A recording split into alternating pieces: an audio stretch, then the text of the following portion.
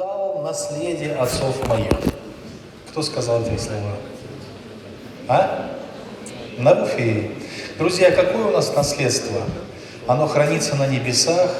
Мы с вами являемся наследниками Царства Божьего. И тот, кто называется братом, но является лихаимцем, блудником и так далее, написано, не имеет наследия в Царстве, наследие, право на наследство человек теряет, если называется братом и живет оскверненной жизнью. Вот представьте себе, вот мы приходим к Богу Отцу, как сыны, да, и говорим: Господи, Отец, я пришел к тебе как наследник. Он скажет: нет, ты право на наследство потерял, потому что ты лихаимец, ты злоречивый, ты практиковал в жизни из того списка, что ты привело тебя к потере твоего духовного наследия. Поэтому тема очищения, освящения, святой да освящается еще, это генеральная тема вообще всей нашей жизни, чтобы нам, будучи сынами, не потерять право на наследие Царствия Божьего. А теперь, друзья, еще у нас с вами есть богатое наследие, полученное от отцов, от братьев, от служителей, узников, от предыдущих поколений. Это очень важно знать, потому что когда сегодня кальвинистские всякие ереси направляются на наши славянские земли, я просто говорю своим детям, говорю: ваш дедушка так не мыслил. Я говорю нашей молодежи, что наши отцы так не мыслили в то, что вы сегодня в этих модных религиозно-философских книжках прочитали, там, доктрины, там, Кальвина и тому подобное. Это не наше наследство. Наши братья по 150 раз Библию прочитали на коленях, да, как Иван Яковлевич там больше 200 раз Библию прочитал, и они не додумались до того, до чего додумался Кальвин. Это не наше наследство. Мы должны знать, как преемниками каких духовных ценностей, доктрин, учения. Ты последовал мне в учении, в житии, в расположении. В чем мы являемся преемниками, и в доктринальном отношении также. Николай Петрович Храпов, это человек эпоха, я хотел бы хотя бы очень кратко о нем сказать, постараюсь минут за 40 в основном рассказать о нем. Это человек, который оставил после себя очень богатое наследство. Он был ровесником Первой мировой войны, как вы знаете из истории. А вы вообще знаете историю, да? Когда была Первая мировая война? В курсе, нет? 1914 год, да? Хорошо. Жизнь Николая Петровича прошла в эпоху безбожного общества. 70 лет велась война с Богом. Он пережил 5 правителей безбожников. И все они вели брань со святыми. И в то время тоже были верные служители, которые стояли в проломе. На их долю выпало родиться в ту эпоху, во время безбожия, и пережить все это, и отстоять право позиции духовные. По произволу властей он имел официальный приговор на 55 лет лагерей, но из них он отбыл в узах всего 28,5 лет и удостоился чести умереть за колючей проволокой. Незадолго до его последнего ареста, а как вы знаете, он был 5 раз арестован и осужден, к нему подошел в Ташкенте один брат, годами постарше, его говорит: Николай Петрович, ну скоро у тебя уже пенсионный возраст, а у тебя кроме тюремного стажа никакого другого стажа нет, трудового стажа нет. Ты даже пенсию себе не заработал. Ты что, думаешь, в старости быть на иждивении детей? Вообще, как ты намерен в старости жизнь прожить? И он ему ответил так: до тех пор, пока вороны летают, Илья голодным не будет.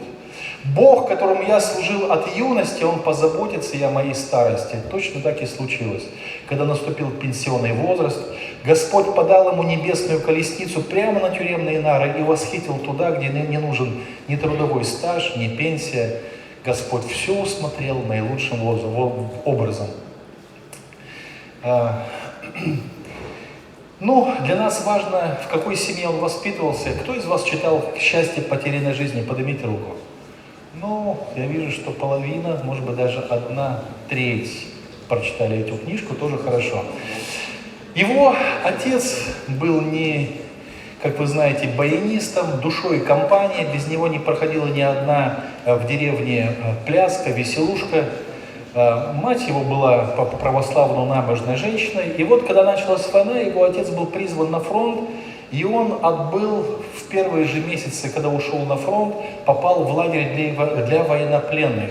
И уже в первые месяцы Первой мировой войны в лагерях для военнопленных находилось около 2 миллионов солдат, российских солдат в Германии и Австрии. И он стал узником концлагеря. Десятки тысяч военнопленных в Германии были тронуты Евангелием, ознакомлены с Писанием. При возвращении на родину они стали источником большого потока благословения, протекавшего через обширную Россию. Эту фотографию я нашел в миссии «Свет на Востоке». В общем, там началось благовестие. Вильгельм Фетлер организовал евангельский комитет помощи военнопленным. Издали миллионы трактатов, Евангелий на разных языках: русский, украинский, белорусский, казахский и прочие языки. И была организована евангельская библейская школа для уверовавших, крестили уверовавших и проводили библейские курсы для тех, кто желал уже после крещения углубиться в познание Господа. В результате было организовано Вильгельмом Фетлером многочисленные группы в виде церквей с записью, ведением церковных книг, членства. Представьте себе, да, колючая проволока, солдаты, охрана, а там членские собрания проходят. И было уверовавших 20 тысяч военнопленных. 20 тысяч. И одним из них был Петр Иванович Храпов. Эти солдаты уходили на войну пьяными русскими мужиками, а возвращались не только трезвыми, а укорененными солдатами армии Христа, укорененными в истине, имеющие обширные библейские познания и способные зажигать новые светильники, организовывать церкви. В частности, Петр Иванович Храпов стал пресвитером церкви города Коломна.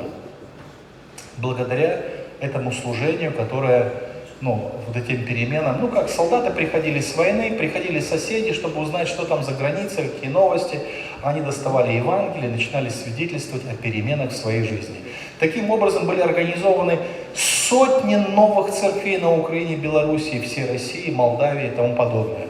Вот эту фотографию я нашел в уголовном деле Петра Ивановича Храпова. Здесь Николай Петрович где-то в подростковом возрасте.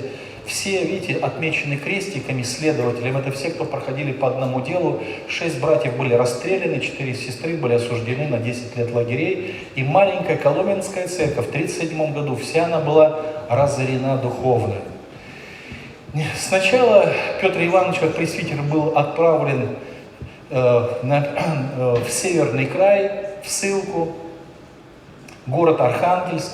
И кто читал его книгу «Счастье потерянной жизни», первый том, там описывается история, как жена Луша, по книге Луша, а так она Степанида Ефимовна, узнала, что муж страдает от голода, опух, умирает, собрала у соседей сухари, оставила детей от них и поехала спасать мужа от голодной смерти. И там в книге описывается такой момент, когда ей нужно было по лесу идти 7 километров пешком по снегу, и на снегу оставались кровавые следы, потому что она до крови растерла себе ноги. Она шла спасать своего мужа от голодной смерти.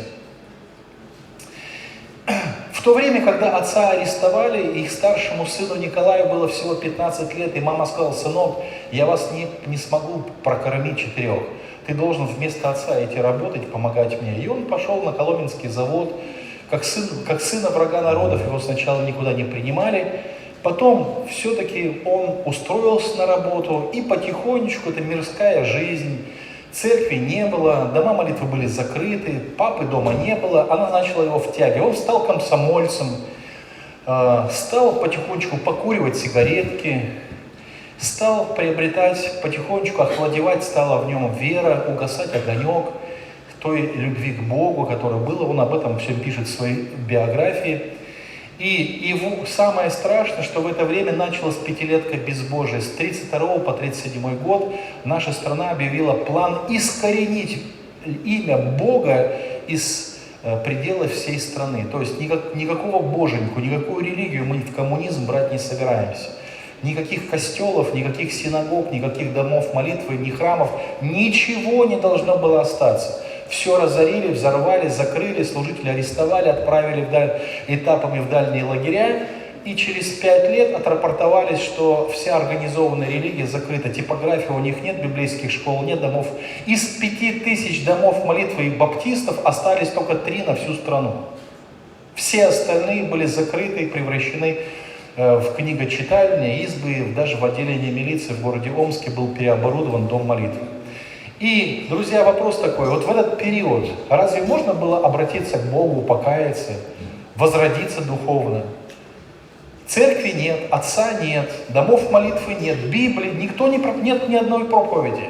Разве возможно было получить рождение свыше в это время? Друзья, вот в этом-то чудо и состоит, что Николай Петрович, будучи комсомольцем, по молитве родителей, именно в это время, во время этого лютого безумия атеизма, он начинает идти к Богу. В 1935 году он покаялся.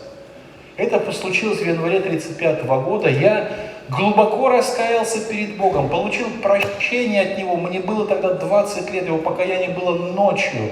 И только его отец ссыльный был свидетелем его молитвы покаяния. Когда он приехал в ссылку к отцу в Архангельск и увидел страдальцев, братьев, как они за свою веру цену платят, какую дорогую цену они платят, Дух Святой его обличил, слезы умиления.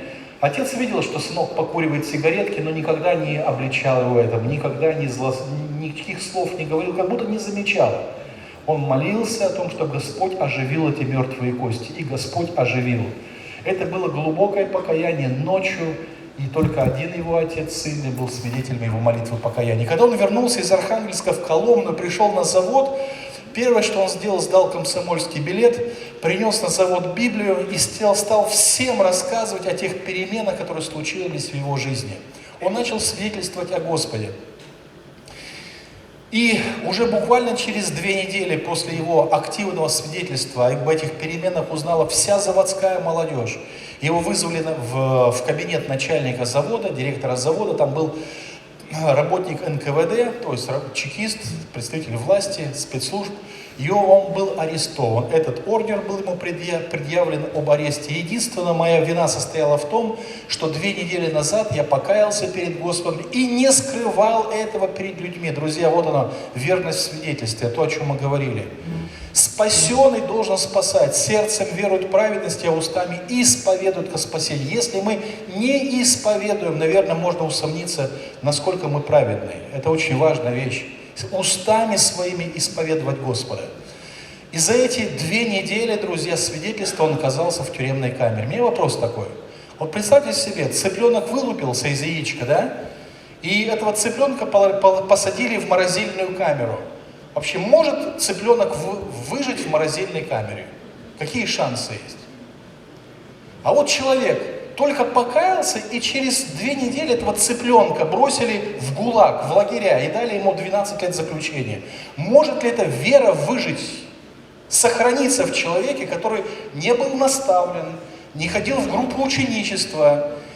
Понимаете, вот они были лишены всего, чего мы с вами не лишены. Возможно ли христианину выжить в условиях этого безумия, 12-летний срок заключения, со стажем 2 недели он как только был христианином? Вообще это возможно? Вот в этом чудо и состоит, что вы, прилепившиеся к Богу, живы все до ныне. Если мы с вами прилепились к Богу, этого достаточно. 2 недели быть христианином и сохранить верность Богу до смерти. Вот в этом весь секрет, друзья. Прилепились ли мы к Богу? Николай Петрович получил свой срок. Когда он получил свой первый срок, в тюрьме ему исполнился 21 год. Это цветущая молодость.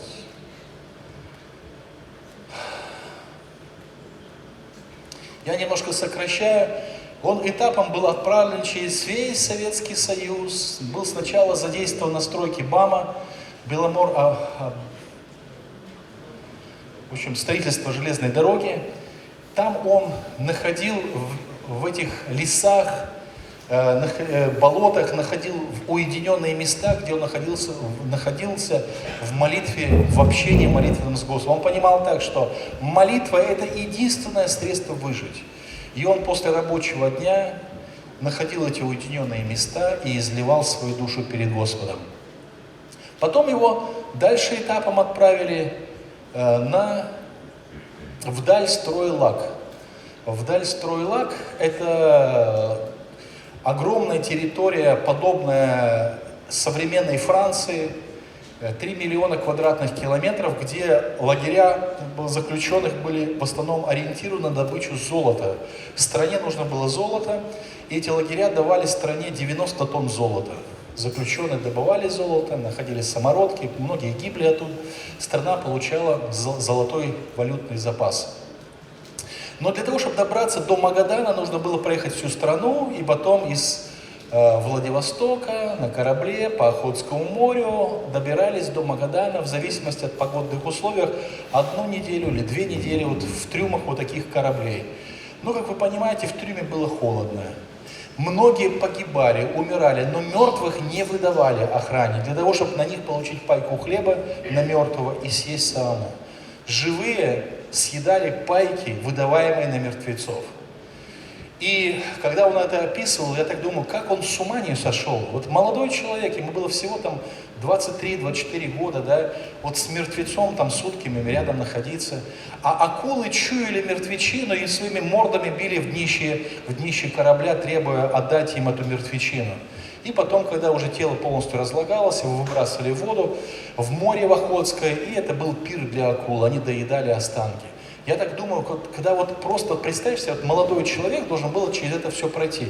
Как просто с ума не сойти от этих всех переживаний, да? Сохранить в себе поэтическое чувство прекрасного, эстетическое чувство, писать стихи, поэмы, молиться Богу. Понимаете, как не потерять себя как личность вот в этих обстоятельствах? Господь хранил нашего братства. Но дальше еще хуже было. Колыма – это 1000 осужденных здесь за Слово Божие навсегда остались лежать в этом суровом крае. Температура там доходила до минус 70 градусов. Погода минус 50 считалась пригодной для работы, когда нужно было делать норму. 50 минус. Плюс цинга, туберкулез и массовые расстрелы в 1937 году под руководством вот этого негодного человека, который собственноручно тысячами заключенных расстреливал. И Господь его хранил, Господь хранил своего раба, он нужен был ему в 60-х, в 70-х и 80-х годах. Господь сохранил его от этих. В это время его отец, Петр Иванович Храпов, это фотография из уголовного дела, фотография ФАСТ, в профиль, обычно такую фотографию делали накануне расстрела, потом сверяли по фотографии и выводили на расстрел. Да? В это время его отец, когда сын отбывал срок заключения в Магадане, он освободился из Архангельска, приехал в Коломну, нашел рассеянную церковь, тайно совершал для них вечерю Господню, тайно их крестил в реке Москве, и опекал их. Об его активности узнало местное начальство, его вновь арестовали, и по одному уголовному делу было 6 братьев расстреляно, а 4 сестры приговорены к 10-летнему сроку заключения. Петр Иванович Храпов, приговор был приведен в исполнение 21 августа 1937 года на Бутовском полигоне. Это место находится в 5 километрах от Московской кольцевой дороги.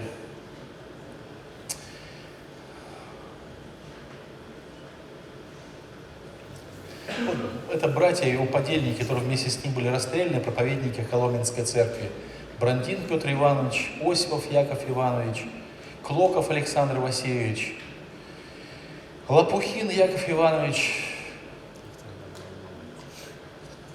Авдеев Яков Михайлович. Вот этому брату на момент расстрела было всего 33 года. 33 года. Проповедник Коломенской церкви.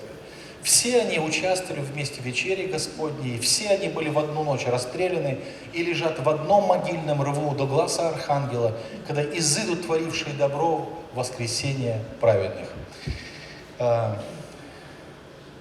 Этим сестрам суждено было отбыть не только 10-летний срок заключения, но в 1947 году, когда их срок подошел к концу, им объявили еще пожизненную ссылку и отправили на Колыму. Пожизненная ссылка.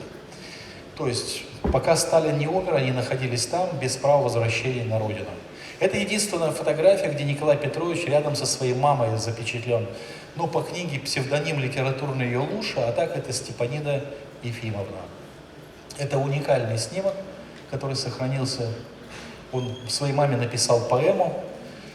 И несмотря на все вихри, бури, которые пережила Коломенская церковь, когда смерч гонений пронесся над ней, она жива, эта церковь. Там есть хор, молодежь, благовестие совершается, дом молитвы построен.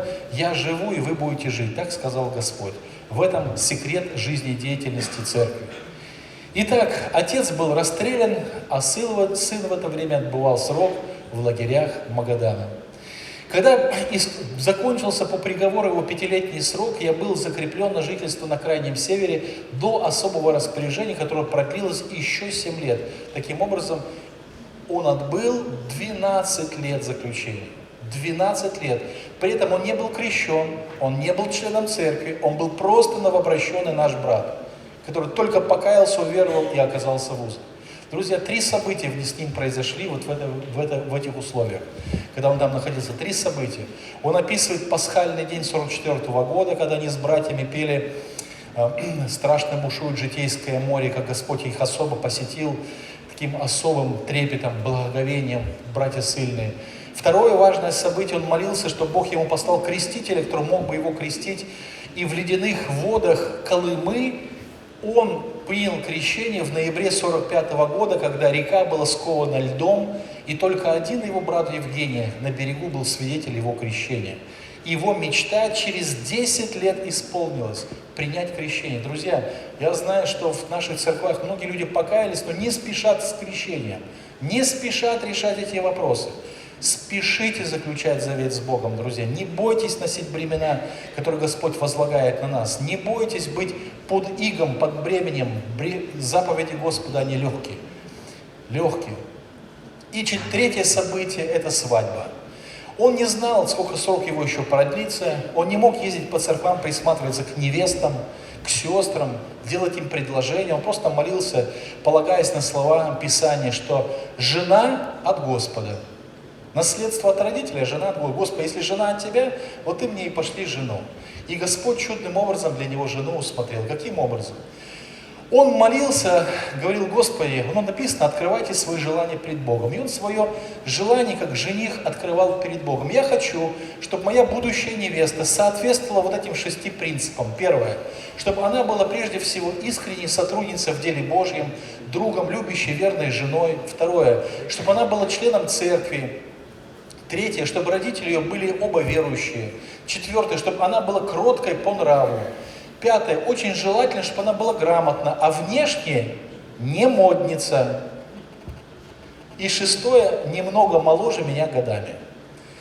Он так молился, его молитву подслушал его друг Женя Комаров, который тоже ссыльным был. И он говорит: знаешь, Николай, вот всем твоим представлениям о невесте соответствует одна сестра, ее звать Лиза. Она у нас в Ташкенте. И он показал ему фотографию этой Лизы, рассказал, дал хорошую характеристику. И он, полагаясь на свидетельство своего друга, брата ссыльного, написал Лизе письмо, предложение, ни разу не видя ее. Он-то ее видел на фотографии, а она его не видела. Но ему-то проще было по фотографии хоть ее разглядеть. А она каково? Представьте себе положение этой Лизы, которая получила предложение. Он написал письмо. Можно поменять там кадры? Что-то не меняется.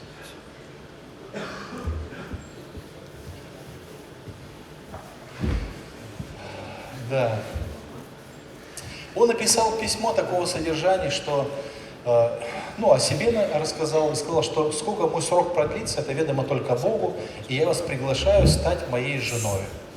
И если, он не то, что там обязывает ее, но не скрою от вас моих обстоятельств. Путь мой, на какой вас зову быть спутницей, суров был в своем прошлом. Какие он будет у меня впереди, не знаю. Одинокая жизнь для меня стала весьма тяжкой, а конец скитания моим сокрыт у Бога. Поэтому пишу, сестра Лиза, это предложение, разделить со мной мою скитальческую жизнь с тем, чтобы идти за ним уже вдвоем, куда бы он ни повел.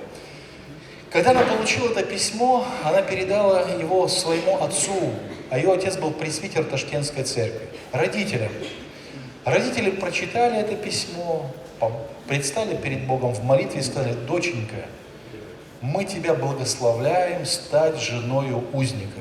Если он 10 лет хранит верность Господу в лагерях, это хороший христианин. Мы тебя благословляем. И она, не видя его фотографии, не зная, о ком идет речь, получив родительское благословение, дает ему письменное согласие, что я согласна выйти за тебя замуж. И их брак состоялся. Это была действительно жена от Господа, которая постоянно провожала его в тюрьму, носила передачки, воспитывала 6 детей и вместе с ним несла все тяжести труда. Она была действительно подарком от Бога. Это благословенная сестра Елизавета Андреевна. О ней немножко позже, друзья, расскажу еще. В 1947 году наступил день его освобождения. Он не знал, что за это время образовался духовный центр всех Б. Он ушел, когда церкви не было, а уже вышел, когда был духовный центр. Он не знал, из кого эта церковь состоит, и вдруг он оказался на богослужении. Когда он приехал первый раз на богослужение, он увидел странную картину. Он передал привет от узников, а его привет не приняли. Он помолился, и на его молитву никто не сказал аминь. А пресвитер в конце объявляет: у нас узников нет, за веру никого не судят, в тюрьмах сидят только одни преступники. И после собрания он подошел к нему и говорит: брат, я понимаю, что вы не понимаете порядков церковных, как надо себя вести, но мы снисходим к вашей немощи и приветствуем вас как брата. И протянул ему руку, а он ему руку не протягивал. Брат-то вы брат, но только не мне. И чего не хватает в вашей церкви, так это бича, чтобы, и так далее. И он высказал ему все, что он думает этому старшему пресвитеру, и покинул дом молитвы. Это было, знаете, вот такая решительность, такая четкость позиции, она была свойственна Николаю Петровичу.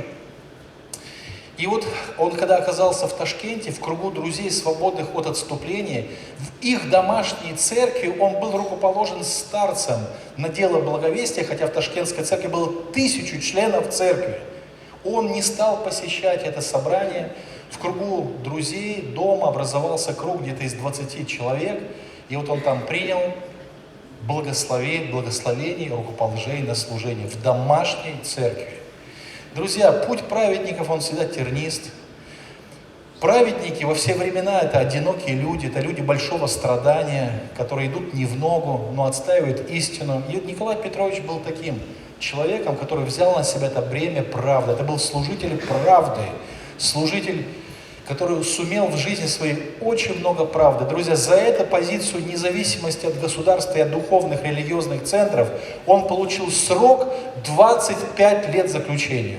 За 2 года свободы от духовных центров всех Б 25 лет приговор. Уже в 50-м году, друзья, за все надо платить. Даром ничего не бывает. За свободу во Христе тоже надо было платить. Он оказался, Бог дал ему мужество и силы перенести это нелегкое испытание. Это его арестантская фотография еще с одним братом подельников из Ташкентской церкви. Его из Ташкента этапом перебросили в Иркутскую область, город Ангарск. И там он познакомился с одним заключенным, журналистом, поэтом, который научил его основам стихосложения. Он научил его писать стихи. Это такое дело для особо одаренных. И он тогда и написал свой первый, его поэтический шедевр, который живет по сей день. «Закат обогрился кровавой зарею, сгущается сумрак ночной, с горячей мольбою встаем пред тобою, о Боже, Отец всей благой». Вы знаете эту песню? «Закованы злобно твоими врагами». Как там дальше? Забыл немножко. Так вот, этот стих переложили на музыку, и впервые этот стих был исполнен арестантским хором в составе 30 братьев, среди которых были и баптисты, и лютеране, и меннониты, и все они были страдальцами за имя Иисуса Христа. Вот их арестантская фотография, вот этого братского арестантского хора. После смерти Сталина наступила так называемая хрущевская оттепель, когда всех заключенных, осужденных по политической 58 статье освободили, И среди них был досрочно освобожден Николай Петрович. Он опять оказался в гуще событий, он вернулся в свою семью. В это время Никита Сергеевич Хрущев объявляет пятилетку безбожия. В 1959 году, говорит, в 1964 году мы покажем последнего верующего по телевизору. Но получилось так, что Хрущева в 1964 году последний раз показали по телевизору, а церковь по сей день живет. И вот в это время, когда была объявлена пятилетка безбожия, что ликвидация полной церкви, тогда по 300 домов молитвы каждый год закрывало всех Б. И говорили, когда началось движение нашего братства, что вы подпрыгнули выше Гагарина, к 1964 году не останется открытым ни одного дома молитвы. О каком съезде вы мечтаете, о какой свободе вы мечтаете. И в это время Николай Петрович пишет свой знаменитый стих, о котором мы сейчас пели. «Стеною стальной полки боевые, неверие ведет вам на лютую брань, сомкните теснее ряды молодые, решительной битве никто не отстанет». То есть этим стихом он приветствовал молодежь, руководителей молодежи, которые тайно собрались в Молдавии, в селе Трушены, в родительском доме моих родителей. Вот там проходило первое всесоюзное совещание руководителей молодежи. Вот в этом домике, руководил которым Иван Яковлевич Антонов и Михаил Иванович Хурев. Вот там молодежь узнала, впервые услышала этот стих, и через 12 лет он был переложен на музыку. По сей день мы его поем. Второй срок, кстати, третий раз он был осужден за этот стих. В этом стихе нашли призыв к свержению советской власти, и его осудили на 7 лет лагерей. Друзья, за этот стих он заплатил 7-летним сроком. Единственный стих, он лег в основу его 3-го приговора. Стих, который мы сегодня с вами поем. Ну, чтобы мы знали цену этой поэзии.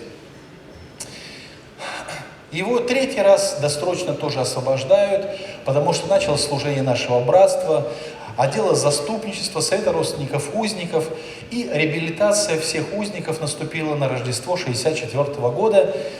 Когда он оказался на свободе, было братство независимое. Он влился в ряды этого братства. Деятельность моя была не ограничена только городом Ташкентом. Дух Божий влек меня вдаль по горам Азии и по остальным городам нашей большой страны.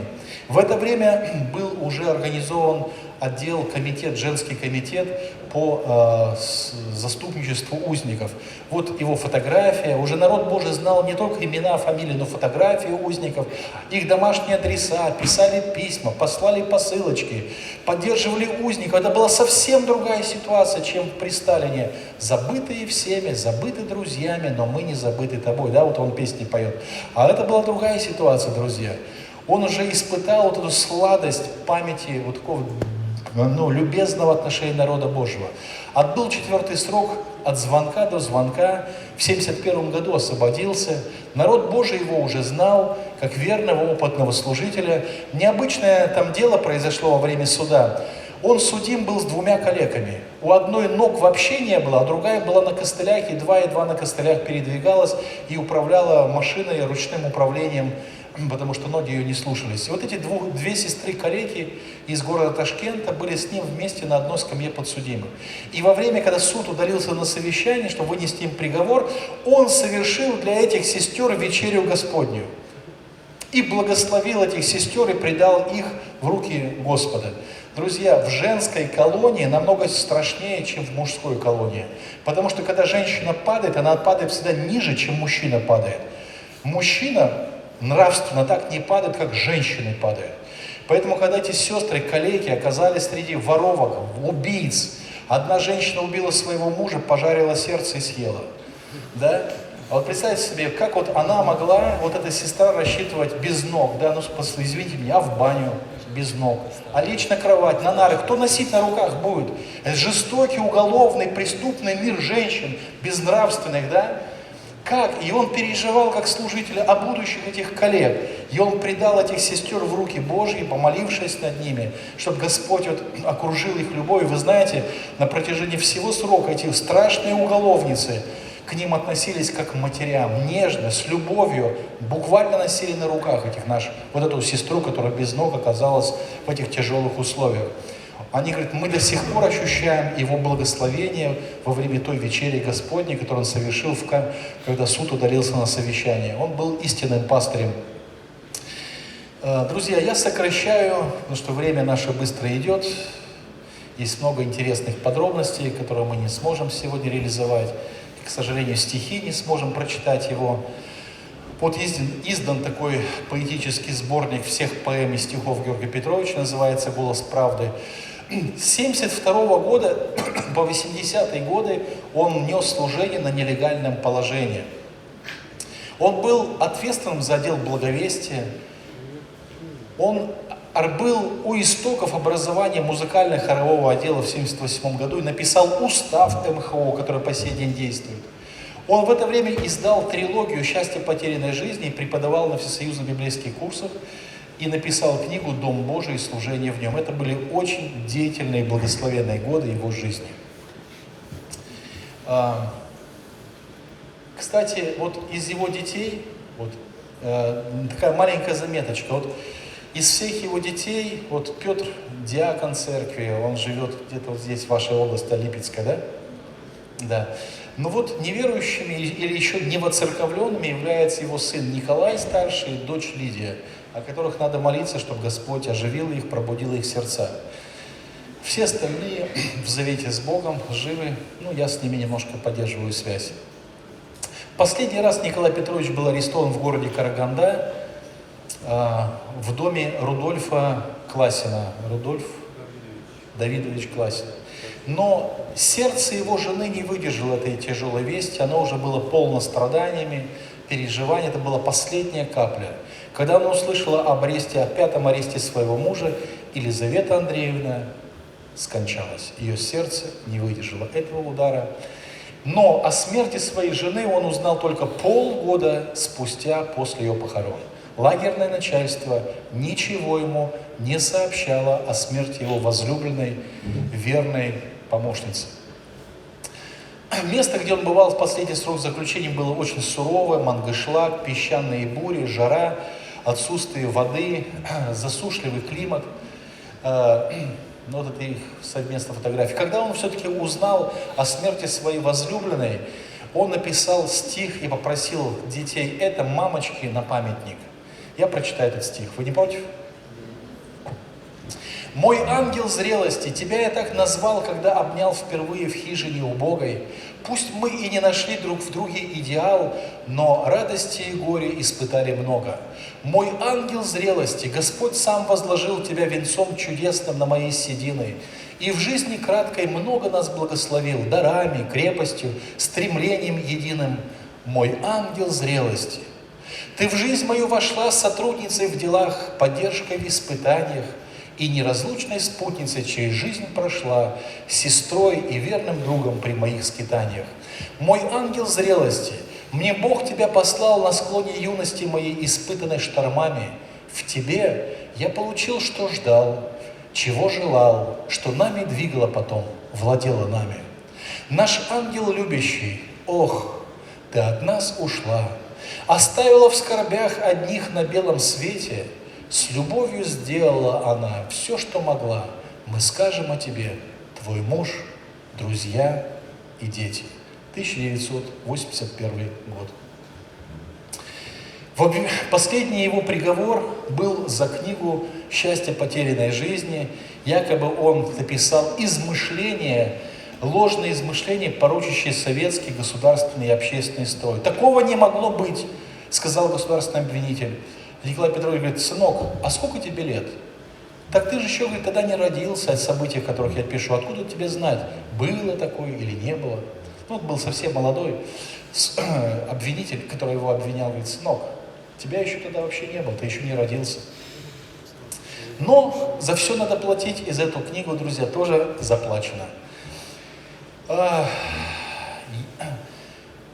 Незадолго до его смерти посетил его один брат, и этому брату он сказал такие слова: «Я был с братством, я останусь с братством, другого пути для меня нет и не будет». 6 ноября 1982 года он отошел к Господу на 68-м году жизни. Кстати, Его смерть совпала со смертью главы нашего государства Леонида Ильича Брежнева. И в то время диктор радио «Голос Америки» объявил: в России, в Советском Союзе умерли двое. Богач в Кремле, а Лазарь в тюрьме. Это интересно. Кстати, те, кто это слышали, они мне рассказали, я от 3 людей это слышал. Богач умер в Кремле, а Лазарь в тюрьме. По случаю похорон Николая Петровича отменили все рейсы в городе Ташкенте, чтобы никто из верующих не прилетел. Объявили непогоду, метеоусловия, всякую чушь. Но верующие съехались, как могли, на машинах и прочее, чтобы проводить в последний путь, как написано, мужи благоговейные проводили его в последний путь, да, Стефана? Было прекрасное служение, на котором был также Степан Григорьевич Германюк, он там говорил последнее слово. Мой отец вспоминал, как они однажды после совещания, тяжелого, насыщенного, тревожного братского совещания, уставшие пришли домой, встали на колени перед сном помолиться, и Николай Петрович сказал такие слова: «Господи, я сегодня сильно устал, я тебе завтра все расскажу, аминь». И лег спать. И папа говорит: мне так понравилась его детская молитва. Вот он был вот такой, понимаете, вот в молитве настоящий. Господь, я сегодня сильно устал, я тебе завтра все расскажу, аминь. И лег спать. А утром, говорит, я проснулся, а он же стоял на коленях и изливал свою душу перед Господом. Это был человек очень искренний во взаимоотношениях с Богом. Ничего наигранного у него не было, никакой фальши. Он не играл из себя роль какого-то, знаете, супер святого. Он был святым. Это был праведный человек, который уповал на Бога всю жизнь. Но эту историю я уже рассказал вам, друзья. Ему принадлежат такие слова, глубокие смысла. Без креста невозможно обнять Христа. Без креста невозможно понять Христа. Только страдающая церковь, церковь в терновом венце, способна явить миру живого Христа. Те, кто уклоняются от узкого пути, они не могут явить миру Христа. Они явят миру социального Христа, Христа, который решает все ваши проблемы, чтобы вы были богатыми, здоровыми. Но не такой Христос нужен миру. Христос распятый, Христос спасающий. Но распятого Христа может проповедовать только церковь, идущая узким путем. Вот на этом я и закончу. Жизнь его намного богаче. У нас просто времени нет, чтобы подробно рассказывать. Давайте мы сделаем перерыв на пение.